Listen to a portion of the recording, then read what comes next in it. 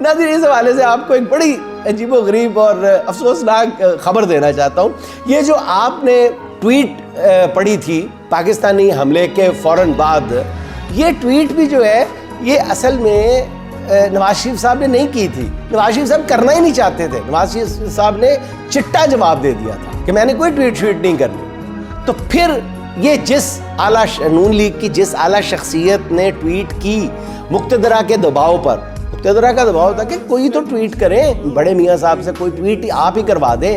تو پھر انہوں نے جو ٹویٹر کو ہینڈل کرتا ہے اور یا ان کا جو سوشل میڈیا سیل ہے، ان کو اس شخصیت نے کہا کہ جی آپ یہ ٹویٹ کر دیں، لکھ کے بھیجی کہ آپ یہ ٹویٹ کر دیں.